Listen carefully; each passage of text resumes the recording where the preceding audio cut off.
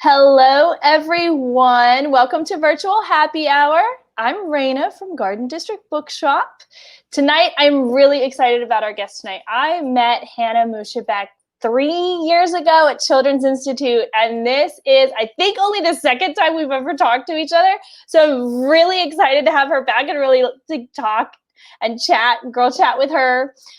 She is going to give us some insight into the behind the scenes of books tonight. She's a book marketer for Quarto Kids and an editor at Interlink Books. And I am going to click this button and bring her in, and we're going to get to talk to her. Hi. I am 3 years? Has it been 3 years? Like 3.5 now, I think. Oh my gosh. I know. And it's so great because there's some people that when you first meet them, you just sort of click with them. And truly, I have not talked to you at all since that weekend that we spent together. But I feel like we could sit and talk like all day. Absolutely. I think that happens a lot with booksellers. You know, I think there's like a common ground or kindred spirits, and that's why I miss going to conferences so much. I miss just like chatting because we all have really similar passions. And then like strangely, booksellers just happen to be some of the coolest people that I know. So right? How weird is that? I was supposed to go back to Children's Institute this year. I won a scholarship to go back to Children's Institute here. So hopefully we'll be able to go next year or the next year. Whenever they have Children's Institute again. Yeah. I'm in. I hear there's like a pool and there's going to be a pool party. So I will be poolside in Arizona, I think, right? That's where it was going to be last year or this year. God, it's only been really a few months since it was supposed to happen, but it feels a long time ago. I know they added lots of things to Children's Institute since I was there last. They do the Quidditch Cup and they play they didn't do that when we were there. Either that or I totally missed it. Yeah, I think they realized that like if they didn't provide like parties for us, then we were just going to go off and have parties together. So I'm glad that they're like, incorporating social things into the program. Exactly. And we're not that hard to entertain. Just throw some books at us, do some silly games from a book, some trivia. I'll be there. Yeah. Absolutely. Perfect. So I have my little kitty cup again. I usually have this kitty cup, but due to all the crazy life things that have been happening, I did not have my kitty cup last week. It was very sad. Oh no! Did anything terrible happen? No, but it put a damper on the whole thing for me. Well, I brought wheat thins. That's amazing. I have a snack. It's funny. I actually realized just now that when we went into lockdown in March, I was supposed to be in New Orleans, and I had planned in my head that I was going to look you up and I was going to come visit the bookstore. And of course, I had to cancel my trip. But, I feel like that was pretty robbed from me. So next trip, when things open up, I'm coming at you. There's so many. I had to cancel 2 trips, not counting Children's Institute, so 3 trips over the last, I guess, year-ish. And yeah, I think as soon as everything really starts getting safe to travel, there's going to be a lot of people traveling all over the place when holding on to it. Yeah, especially in other climates. I think we're heading into a winter up here in New England, and I'm not looking forward to it. I couldn't do it. I could come visit you for a long weekend and love every minute of it. But if I had to live there and really grocery shop, go to work, go to school, whatever, I'm like, no, out. Most people up north feel the same way about here in the summer. Yeah, I've been in the summer, and it is my body just doesn't know what to do. It's just what is happening? Basically.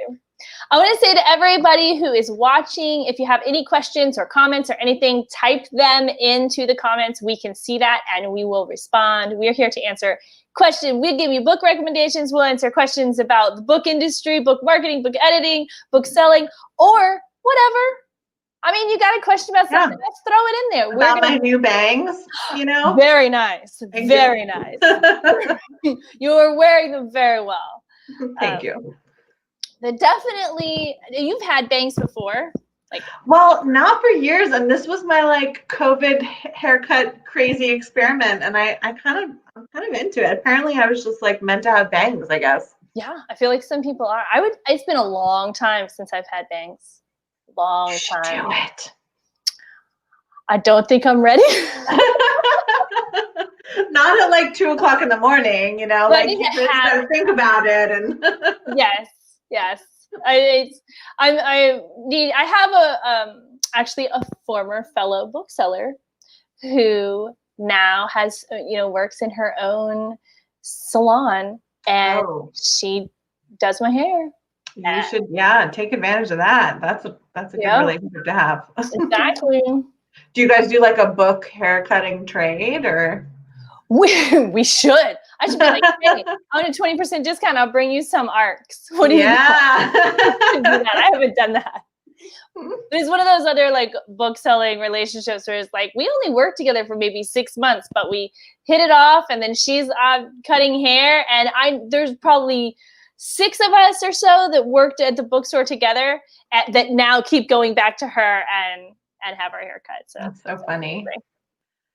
Okay, so tell me what you do at Quarto and Interlink Books. Okay. So I feel like I should give you a little bit of background because I did come from a bookselling world, but I was also sort of born into a world of books. My parents, when they immigrated to the US, started a publishing company called Interlink. And it was really a company that was based around the idea that there was a lot of misrepresentation of marginalized people, specifically of people from the Middle East, which is where my family is from. So they started a publishing company to sort of dispel stereotypes and just educate Americans about the sort of beauty of Middle Eastern culture. And then it has since expanded from that. So it's really multicultural books from around the world, everything from cookbooks to children's books. So obviously when they started it, I had just been born, so I can take zero credit for like the first, 25 years of the company. But as I grew into my career, I got pulled in, bit by bit. My uncle and aunt are also booksellers, one in Canada and one in our hometown here in Northampton, have been for 25 plus years, independent booksellers. And so my first ever job out of school, no, not even like pretty much in diapers, was bookselling. So, I was always alphabetizing or counting money in the safe or offering kid book recommendations, like ever since I was a child. So, to say that I've been in the industry for 10 years, yes, professionally, but I have been in and out of bookstores my whole life. So I was a bookseller for many years and started at a bookstore called the Odyssey Bookshop, where I was their children's department director. And after that, I was part of the New England Independent Bookseller Association administration. And then I moved to San Francisco and started working at Chronicle Books in the marketing department. So their children's imprint, which was such an amazing experience. San Francisco, incredible times. And I have since had several other jobs, but I am now working in Massachusetts at the Quarto Group, which is a pretty massive company. There's over 40 different imprints. It covers everything from like how-to carpentry books to like lushly, beautifully illustrated, high art children's books. So there's really kind of everything across the gamut. But my position there is marketing manager, but also includes publicity. So lots and lots. That is fascinating. Coming from a book, like a publishing family, sounds like a dream for any book lover. It does. It means that like none of us ever became like doctors or scientists or anything. Wasn't in the the cards for us at all. But and our dinner, our like Thanksgiving dinner is like sitting around talking about like which CW article that we all just read. Well, you could have completely divergent interests and nobody understands or wants to talk to anything. It's true.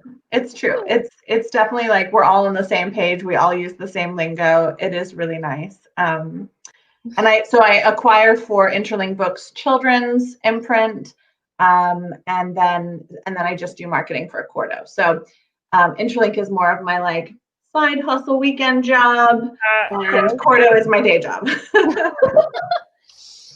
So many jobs. So, I mean, this seems like a really overarching question, but okay, wait, I'm gonna pare it down. When do you get the book for marketing? So if you're trying to come up with a marketing plan, like, do you see it way in the beginning when it's like a manuscript, or you don't see it until it's further down? Yeah. So it like varies from company to company. I've worked for companies that like you don't see the book until it's finished completely, and then you're allowed to start marketing it.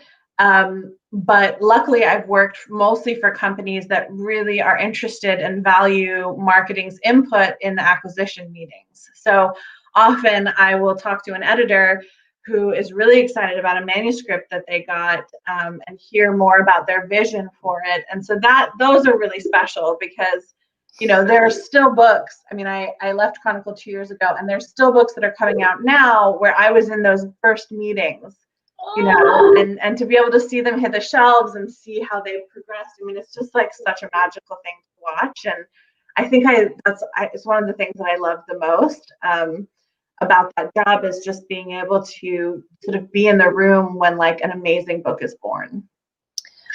I was thinking about this, and I feel like you're a book doula. I love that so much. I'm putting that on my resume. Do it. Definitely do it. Because you're like part of the process. You're in the room, but it's not yours, but it is yours, and you're connected to it, and you help it, but then you have to let it go.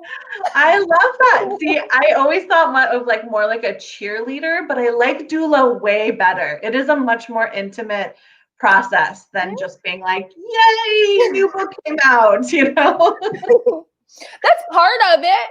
Yeah. Oh my gosh, I love that so much. I'm like using that. Yes, totally. Use it. But you don't even have to credit me. You can just have it. Okay, thank you. So Interlink is your family company. Is it still a family-owned company? Still your family? Yeah, and even more family members have joined this year. My sister and her husband, who were digital marketers, they own a company in the UK, moved to the US and have stepped into sales and marketing roles there. So it's a fiercely independent, like small but mighty publishing house, and mostly family working there. That is awesome and wonderful, and I love it so much. And it's good to know. Sometimes it's hard to know which companies are, independently owned or mom and pop family companies. Especially the kind of the bigger the company gets, the harder it is to even find that information. And to be fair, I have not looked at Interlink's website for this information, so it totally could be front and center. But it is difficult to know those kinds of things. And if you are trying to support independent businesses, which don't always have to be small business, we say that we kind of use those interchangeably, like small business and family-owned business, but that's not true. You can have a family-owned business that's huge. So I really appreciate that. It's so funny because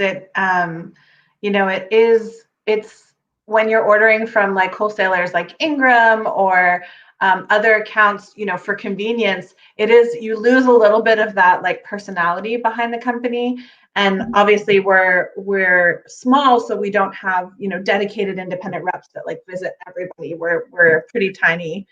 tiny operation, but it's really amazing how, like, because everything is done centrally, through our family, my dad will tell you, oh, your friend at Brookline Booksmith just ordered like 30 copies of this book. Like, will you thank them for us? And, and that's really amazing to see because, when I've worked for larger companies, like you never see really the like granular back end of like who is ordering which book. Right. And so that's kind of magical about it too. That is really special when you can put a face with an actual order. And that's so true. So for people watching too, like Ingram is a national distributor, and we order, a lot of bookstores order books through them. A lot of times we'll get it a little faster. And it just depends on what you're ordering a lot of times, but that'll be a lot of our main go-to. And for us, at least, we try to order like only our special orders from Ingram because we can get them really fast. Something we're ordering that isn't going to come out for a couple of months, we'll try to order directly from the publisher. So we have all that time and the discounts and business stuff, which isn't fun to talk about. But that's the difference. And you mentioned Ingram for convenience or for speed a lot of times. So, this is my sister. So the comment, Christy, is asking what your favorite book that you've worked on. Oh my God. Well, first of all, I cannot publicly state that. My authors would be so mad at me. What are some that you've enjoyed the process of working on? Okay. I will tell you a recent favorite. How about that? That's absolutely fair.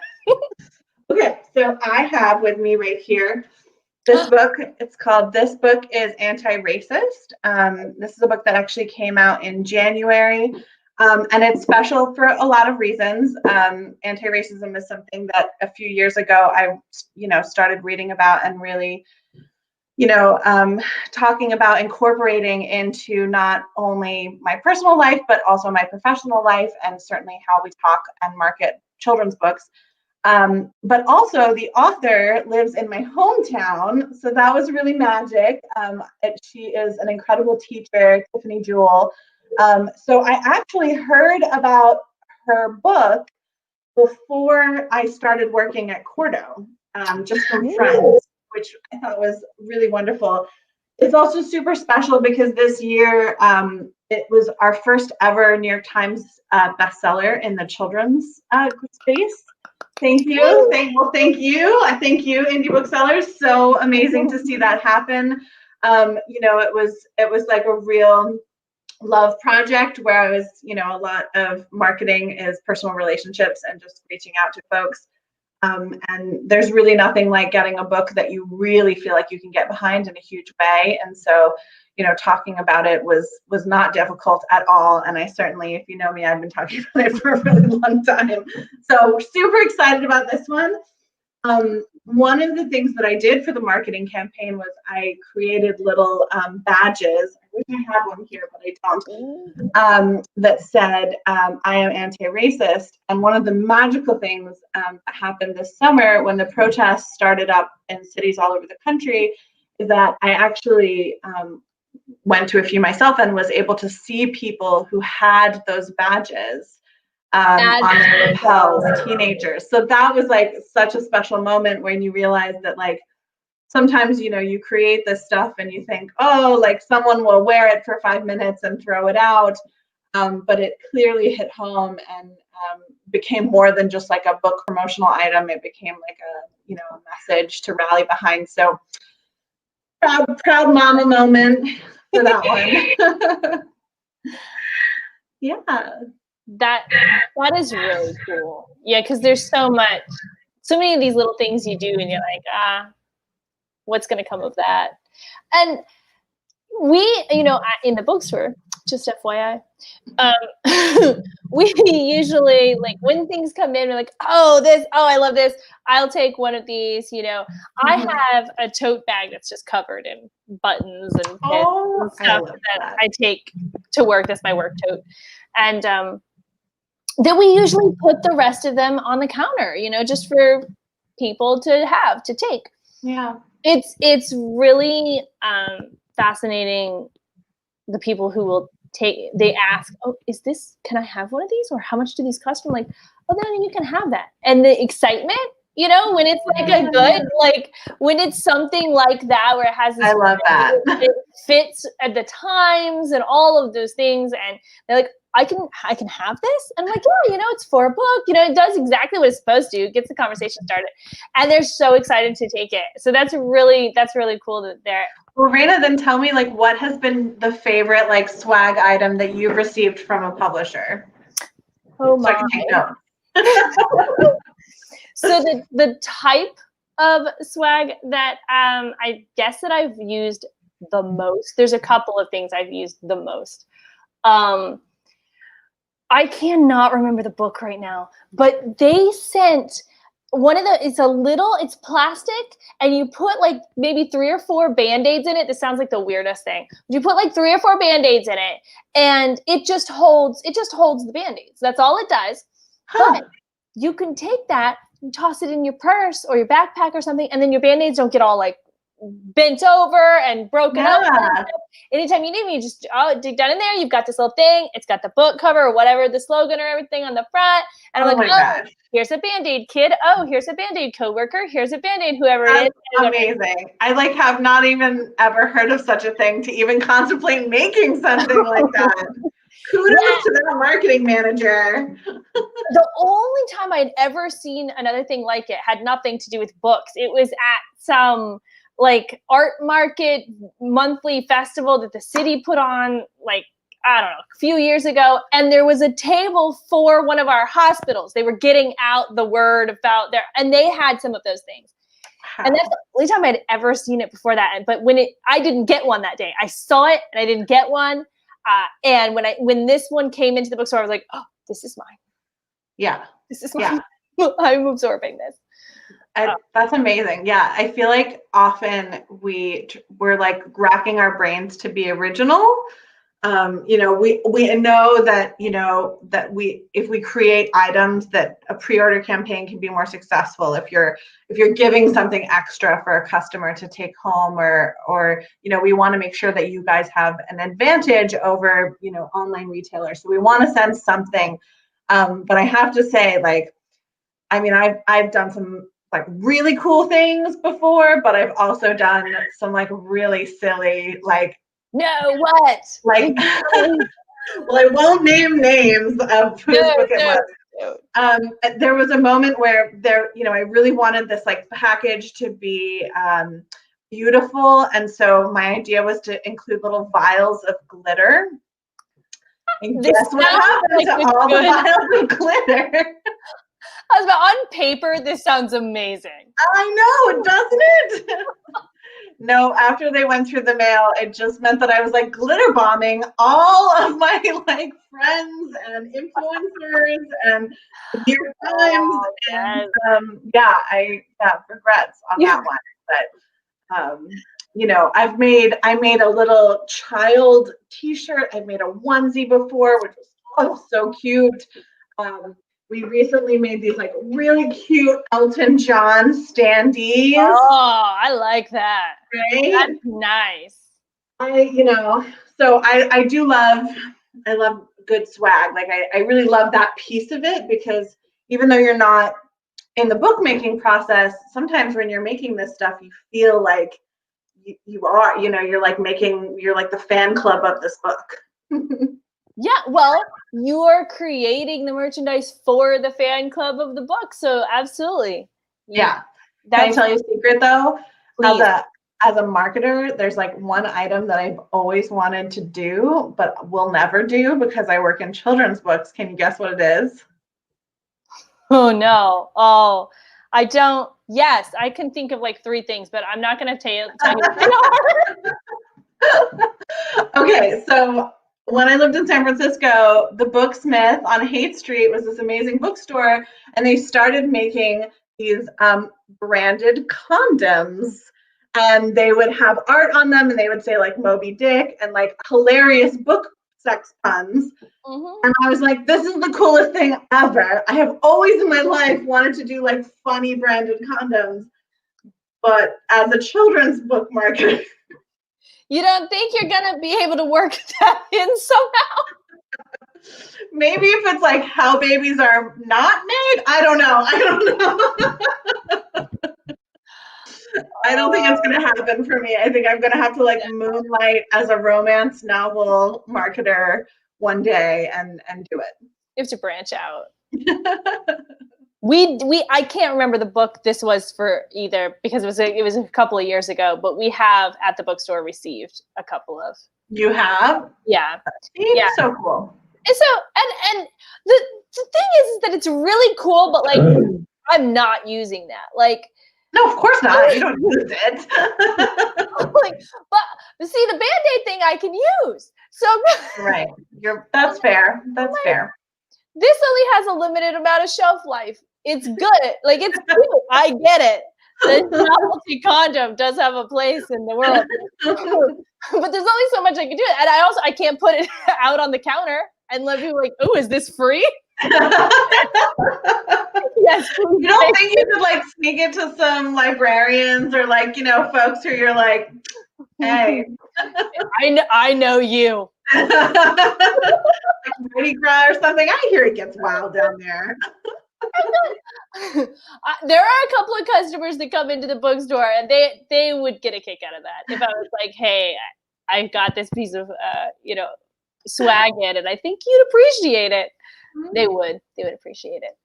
So tell me, are you like where's your stance on ARCs right now that people are cutting down on mail and well, the mail post office. So I will explain ARCs. I think I've explained ARCs on Virtual Happy Hour before, but I'm going to do it. An ARC is an advanced reader's copy. I happen to have just a random one here on my desk. This is Notes on a Nervous Planet. Ooh, good cover.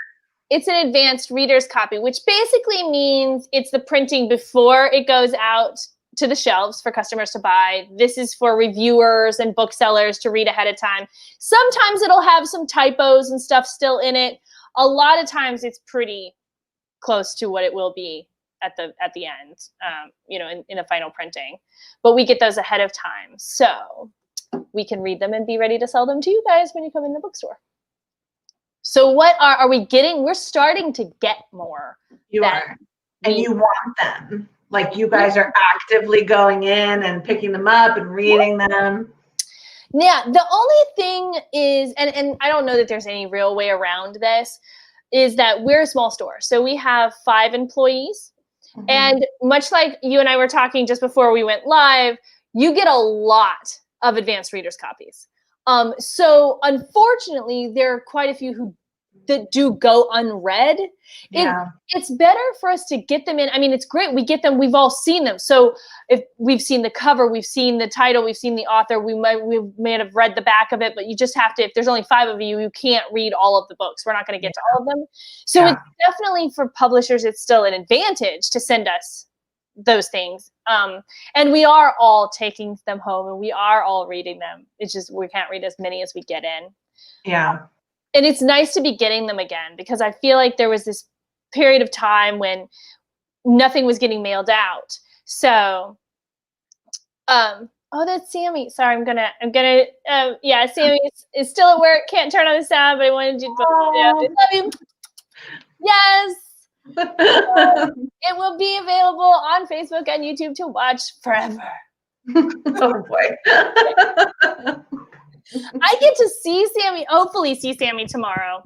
She can't hear me, but I sent her an email and myself and Bree, who is a local bookstagrammer here, and Ben, who's a former bookseller at Garden District, we are all road tripping up to Oxford to go to Square Books, just to go to Square Books.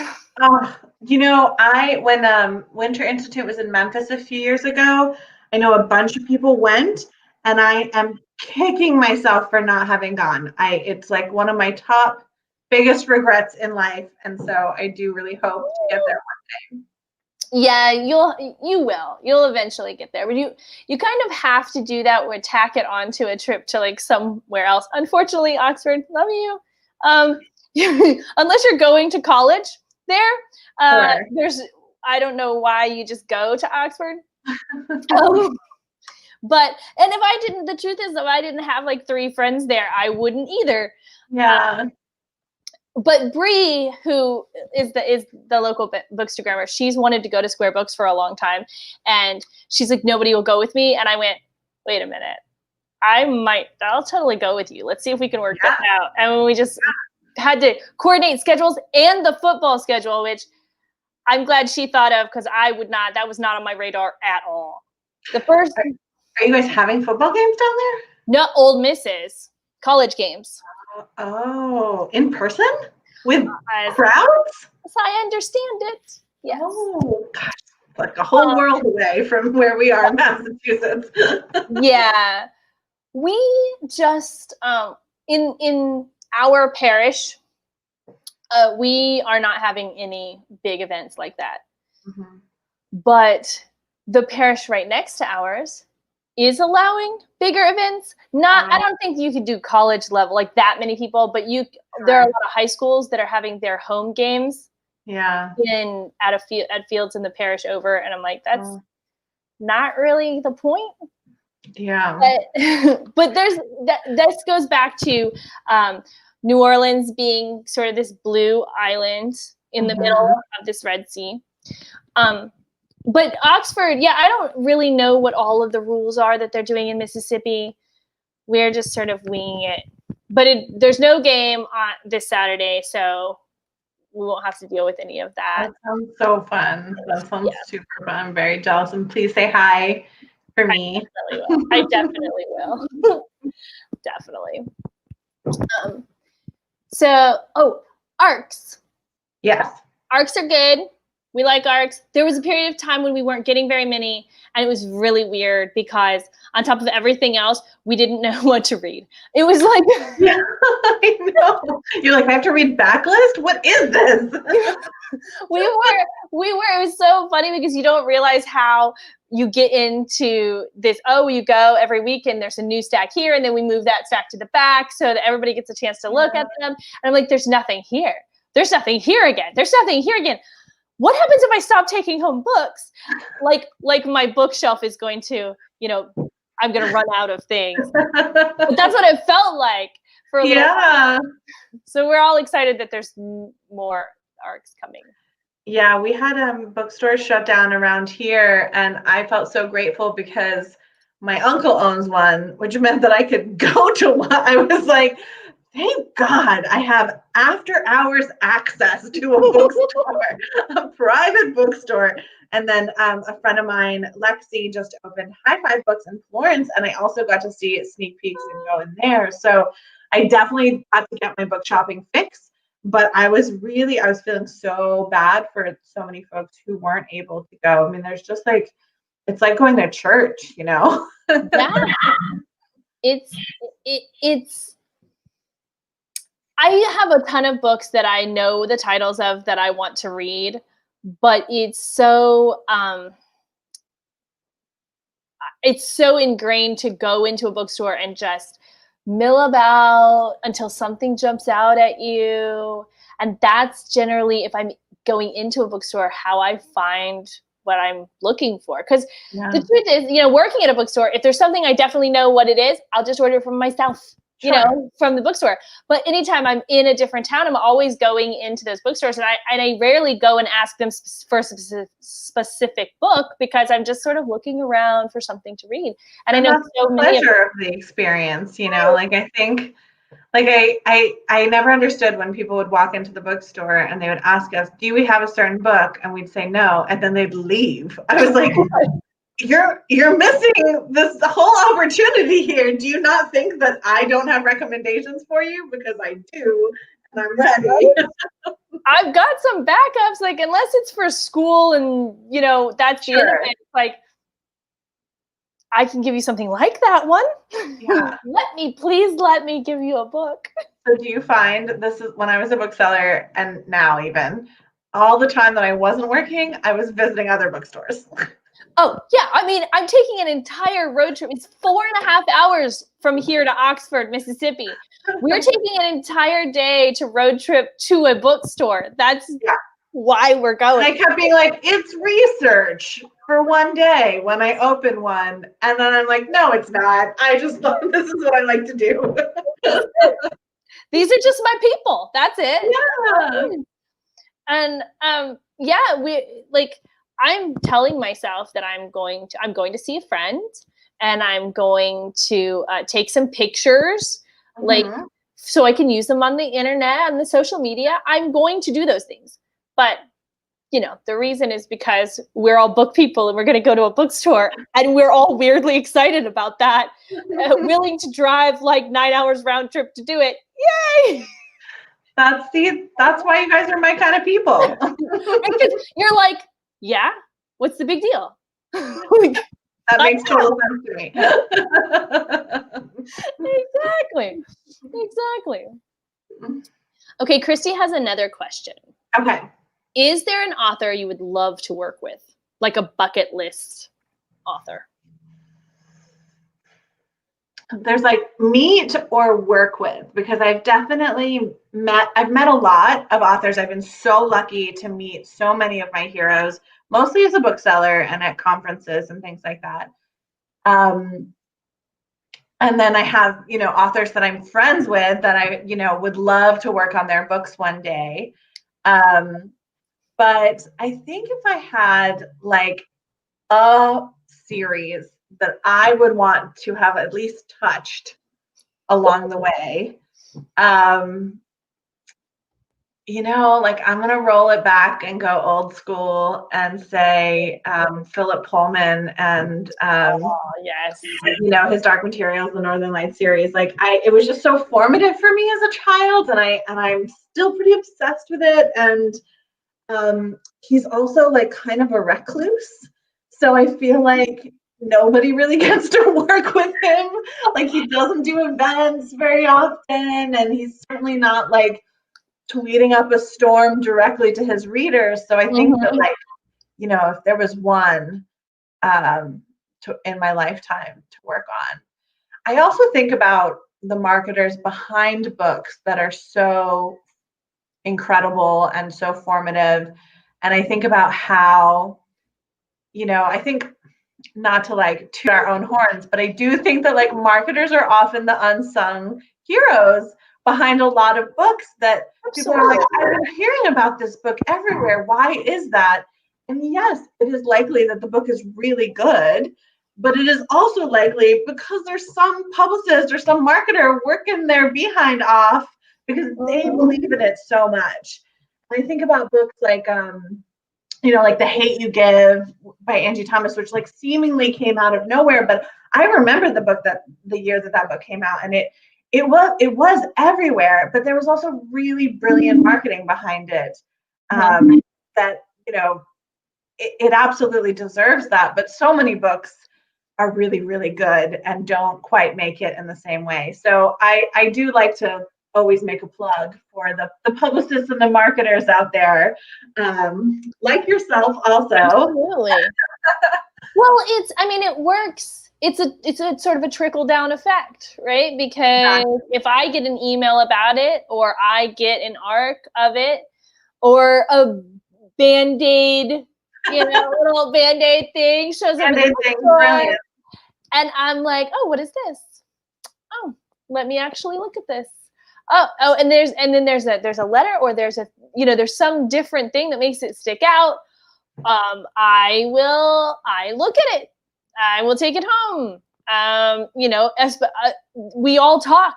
Book people talk too. So if Sammy got one and I got one, and I know she has one, and I know she's reading it, so I'm like, oh, well, you know what? I should read this too, because Sammy's got it right. It works the same way, and the only difference is that that works, 3 to 6 months before it hits the shelf. So by the time it hits the shelf, I'm telling all of you, oh, you've got to check out this book. I read it a few months ago, and it's got this in it, and it's got that in it. And my friend read it, and she liked it too.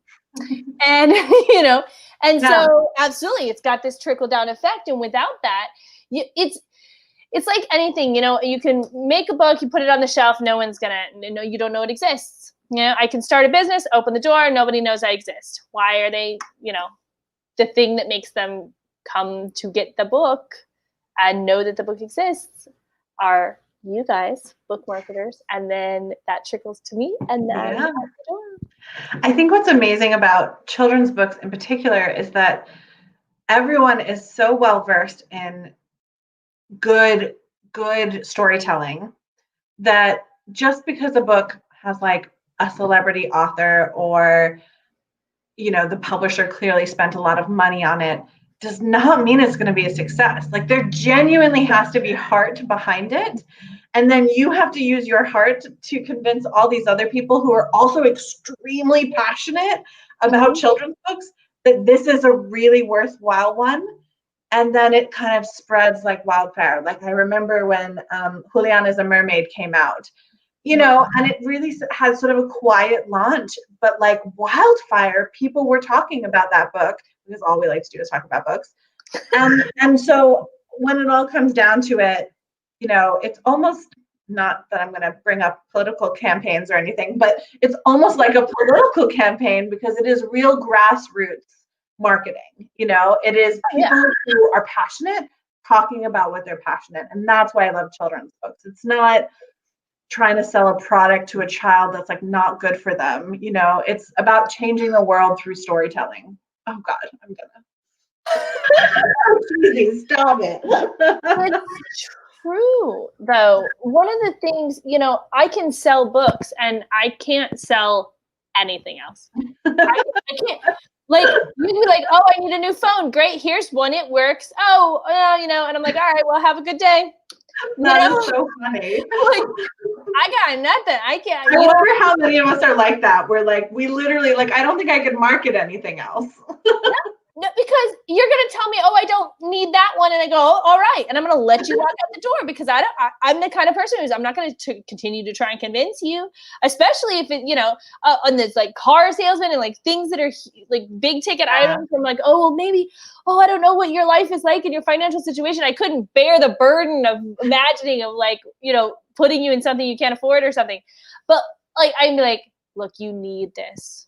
You don't understand. Your life better. It will make your life better.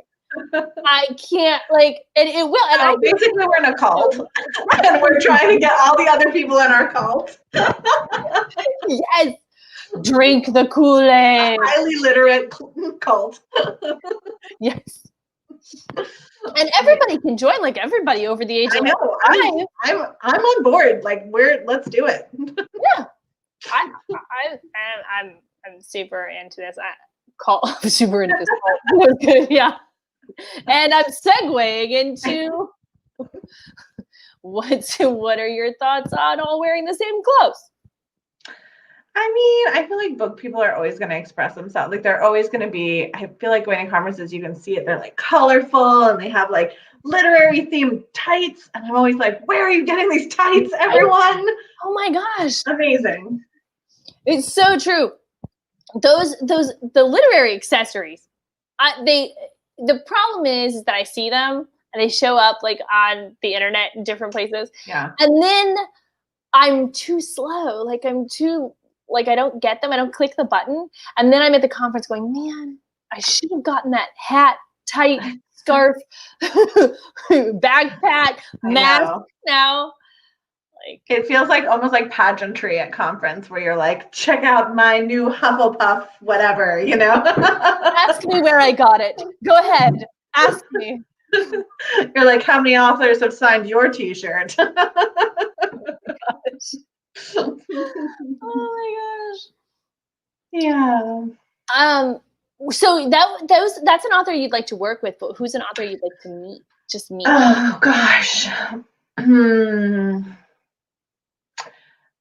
An author that I would like to meet that I haven't met. Okay, I met this author briefly, but I don't think that counts. When I say meet, I mean because when you meet an author and they sign your book, they're like, oh, thank you for supporting. And you're like, you mean the world to me. And then you cry a little and then that's it. Right. But I really want a cup of coffee or a dinner And definitely this year would be Lindy West. Yes. That would be a good cup of coffee too. Right? She's so funny and so smart, and like we're on the same page about a lot of stuff. And I just like get the sense that we would be really good friends. Yes. I love when that actually works out, when you're like reading someone's books or watching someone's movies or something, and you're like, I feel like we would get each other. And I really hope that's true one day. When you meet Lindy West, I hope it's everything you hoped it would be. I feel like I hope that when you're like a publicist or a marketer, you like also have to be semi-professional, which I think is always tricky when you're also like an obsessive fangirl. And so there have been situations where I've been with authors that I've just been like, oh my God, you're so amazing. And I want to like savor these moments. And then you're like, hold it together. You sound like a stalker. Yeah. Oh my gosh. Yes. And they must know. And then you realize they're just humans like you are too. They're just very talented humans. So who have you met who's been like out of this world exciting for you? Okay, so John Connolly. I have not read a single one of his adult novels, but I've read all of his kids' books. And which is weird because he has like 20 adult novels and he has like 3 kids' books. But that was how I was introduced to him. I saw it in a bookstore and I was like, oh, this sounds interesting. And then I read his 3 kids' books. So I met him probably like 4 years ago at BoucherCon. And the first thing I said to him was like, when I heard about, so his kids' books, 2 of his kids' books are about the Hadron Collider that they made years ago, and they turned it on and they weren't sure, this is real science, they were not sure if it was going to create a black hole or not. They were like, we don't think so, but we're going to flip the switch and see what happens. In my mind, when I heard about that actual news story, I was like, well, don't flip the switch. What kind of crazy pants is that? Like, I'm not sure. Well, I want to be pretty sure. You should check that math first. I'm not going to be here in a second. I don't know. Well, John Connolly thought the exact same thing.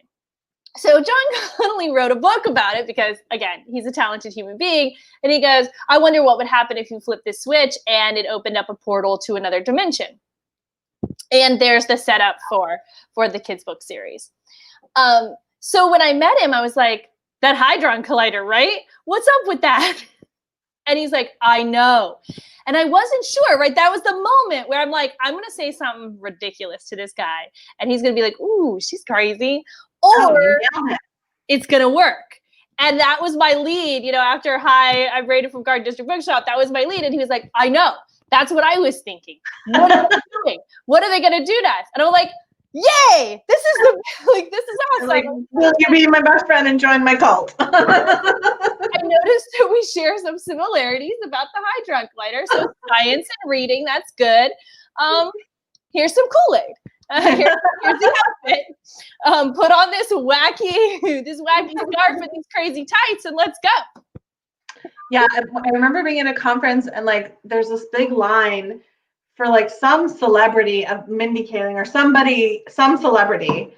And I was like, you don't understand. The authors are the celebrities to us. Like, I'm not going to sit around to meet an actress when I could meet, like someone that I really admired, like Naomi Novik or someone like, oh my gosh, like that would just be amazing. So it's always interesting when you meet other book people and you're like that our celebrities are different than others, Yeah. Can I show you some more books that I have? Yes. Show them to us. Okay, so some of these are Quarto books that I'm working on right now. Awesome. And then some of them are just pretty books that I buy. So this book is called 50 Adventures in the 50 States. So it is beautiful. Like it's got this embossing, this like matte cover, really gorgeous illustrations. And I know a lot of people this year have been taking road trips within America, mostly because we're not allowed out of the country. And so every page has a different state. And then it like talks about all the things you can do in that state, which I think is really fun. So it's geography. You've got Arizona. It's geography, but also like lush illustrations. And it's a bit of armchair travel in a time when we can't really travel right now. And that would be amazing for kids for Christmas or Hanukkah or any of the holidays coming up. Yeah. Especially if you had to maybe cancel a trip this year or you're planning one when everything is over, that'd be a great way to get kids interested in it. Yeah. It's also like a big chunky book. So it's like, you know, not going to rip easy. It's like one of those ones that'll be on your shelf for like decades to come. Yes, super cool. Good for homeschooling. Yes, Christy, you're totally right. That would be a great way to get kids like a little interested in some geography and social studies without like bombarding them with it. They don't feel like they're very visual. Not a lot of words. Okay, have you read this book? No, I have not. Oh, it's so beautiful. And we were talking about this earlier, how people mess up our last names all the time in pronouncing them. And so this is about a little girl whose name is hard to pronounce, and her teacher doesn't get it right, and her classmates doesn't get it right. And her mother explains to her that her name is a song, and that it's fire, and that it's all these like positive associations. And, you know, coming from like a big Arab family where like all of our names are often struggled with, I just thought it was so beautiful. And it was definitely a book that I wish that my sisters had growing up. Just like, oh, so beautiful. So, and look at that cover. I mean, oh. I love that cover for sure. Yeah. Yes. Okay. So these board books just came in, and I don't know if like how you feel about board books, but I'm like kind of a board book snob. Like now I need more than just like a standard simple flat board, but like I need flaps, I need die cuts, I need peekaboo holes. And so we've just released this series, which are classic books. So we've got The Nutcracker and Alice in Wonderland. Yes. And I'm a huge Alice in Wonderland fan in general. And look at these. Hold on. I have my little snow globe. My little amazing! I've had it for like ever. It made it. So you can see here's the hole, which is a die cut, and then becomes the key on the other page. Awesome. Here's a little door, which is a die cut. I mean, oh, so beautiful. Look at the cat. So amazing. Anyway, so I'm obsessed. This is Cynthia Alonso, who actually, funny story, she's this amazing Argentinian illustrator, and every single company that I have worked at, she has published with. So either she's following my career or I'm following hers. I'm not really sure, but I'm pretty obsessed. Just like so beautiful. I love this too. I'm gonna give you some mom feedback then. Yeah. I love those die cut books, and I love that there's more of them coming out. Mm-hmm. Lift the Flap books, I love on like personally, but if I gave those to a 2-year-old, no offense to the book, the book's beautiful. Yeah. That flap is probably don't last long. Mm-hmm. But the die cut ones, die cuts, right? Like a little bit better. And there's look at the foil on that. Can you see the foil? Yes, very nice, very nice. It's super cute and like really simple. I just like an original format. You know, I think like we've seen the same 5 formats a million times, and like the content can be amazing and it can make it work. But sometimes I like when people think outside the box. Yeah. And the die cut stuff too lets you work in like shapes and all kinds of different things. You can read colors. You can just do on it.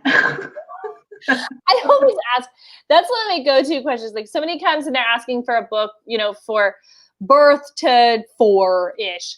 You know, I'll say, okay, so is this book for them, for the baby? Do you want to give it to the kid? Or do you want you know, is this something for the parents to read to them? Like, Yeah. because those are two different. If they're like, oh no, but I wanted to give it to the baby, I'm like, okay, board books it is. Let's go. Yeah. There's plenty of Or them. those Indestructibles, which are like Yes.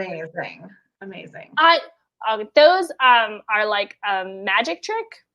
Like, you know, Yeah. you see like a strongman or a magic trick type of thing where they're like, you can't break it. There's no way. I don't know what it's made out of. It's science. That's a I don't science. know, but they're like so smart. Who thought to make books out of that? Like, that's what I'm talking about. Like, we need to be making books out of everything, I think. Velvet in books. Yes. I mean, a velvet cover would be amazing. Can you imagine though, like, if you have to reprint and like how long that would take? They're like, sure, let us just source this velvet and then just you know, it would be like sort of a Kickstarter pre-order campaign that like yes, you like really a limited print run. Yes. Yeah. You do like yeah, I've got so many good notes from this meeting. I feel like thank you. Oh, yeah. Helping me. Yeah. I mean, I'm here for you. So what are you personally reading? That's good. Are you reading anything? Oh my God. Do you get to personally read things? You're like, I read outside of work? What? Yeah, well, back up. Do you get to personally read things very much? I do, and you know, I've gone years without reading an adult book, and then this year I have picked up a few. My personal reading went through some pretty epic like genre phases during the lockdown. So like first, all I wanted was post-apocalyptic. So I read Dry by Neil Shusterman, which is about the city of Los Angeles running out of water and what would happen, and chaos ensues and people die, and it's really terrifying. And so I decided to just like lean into my fears and also terrify myself. And that very quickly got old because I could not read post-apocalyptic fiction anymore because I realized that the reality does not have a cute boy like love triangle, and you know, and I'm actually not a Katniss. Like I would be more like a curl up at home and like die kind of person. Yeah. So I very quickly moved on to romance as a genre. My friend Billy is a bookseller and is really fantastic romance recommender, and so she recommended some pretty great ones, all of which are evading my memory right now. And then I read The Year of the Witching, so I like fully left romance and went straight into like feminist revenge fantasy. Yes. Which is currently where I'm at and probably will stay at least until we have more concrete news. Yes, The Year of the Witching was so good. So good. Yeah. It I was really worried that at the end there wouldn't be like full on vengeance, that they were gonna like be like, everybody just gets along now and lesson learned. Because I craved that vengeance, and it did not disappoint. That's right. It delivers. It delivers. Yeah, it is. I feel like I go between, these are the two moods. The two moods are everything is perfect and we need everything to everybody to get along, and I just want a happy ending, and why can't we just feel happy? And what the hell did you just do? Like, we need to get, like, we need burn it all down. Burn it all down. Justification for whatever has gone wrong in the first half of that book needs to be justified in the last half of that book. Like, we need to really like, and it is. I find myself reading like that's exactly kind of what you're talking about between these two.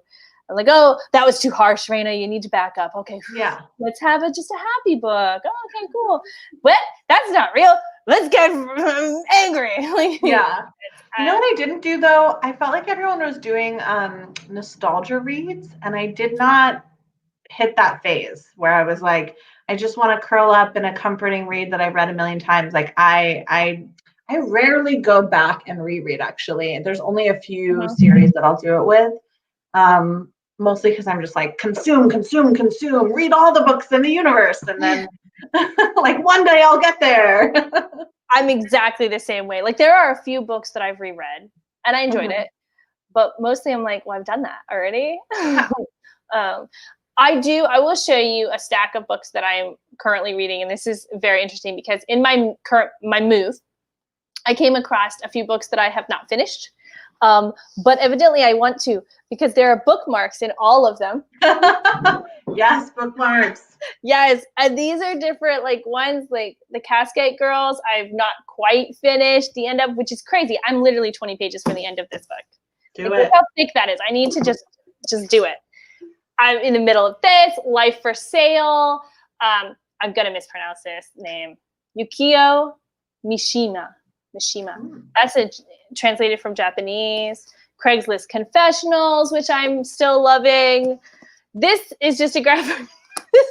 This is a YA graphic novel, and I highly recommend YA graphic novels for when you can't deal with the world right now. So just read that. And then Notes from a Nervous Planet, which I showed you, and Sudden Traveler by Sarah Hall. These are short stories, and they're really good. I was actually reading these with my son, but then he was like, I don't want to read any more of this. He's 13. So sometimes he's like, what are you doing? Like, no, I'm out. I don't want He's like, I gotta go get on TikTok. Yeah.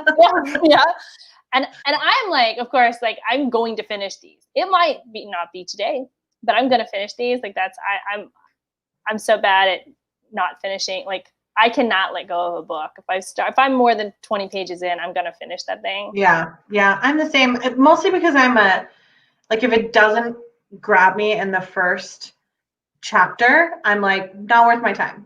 Like moving on. Right. But once I get in, if I'm like, oh, let me give it another, I'm gonna finish you. I might not like it, but I'm gonna finish it. My son's not the same way. He's more of a, why are we still doing this? Like, oh, okay. Young generation, Well, he reads a ton. He just wants to read what he wants to read, which is totally fair. I'm not. Fine. He's still allowed in the cult. Yeah, are you still reading? That's fine. You can read whatever you want. Just come on in. Amazing. Well, we made it to 6 o'clock. Well, I could just do this all night. I know. It's been great talking to you. Amazing. You'll have to plan a trip down to New Orleans, and I'm totally just stalking you now. Where do you live? I live in Massachusetts. Yes, in Massachusetts. So next time I'm up around the Boston area, yes, come. We'll go to Salem. We'll get witchy. It'll be a whole thing. Yes, I was in Salem when I was like 14. So I haven't been there in a long time, but it is a place that I would love to. Bookstores. Yep. I would love to. Thanks so much, Raina. Thank you so much. And thanks to everyone for tuning in and asking questions and stuff. See you later.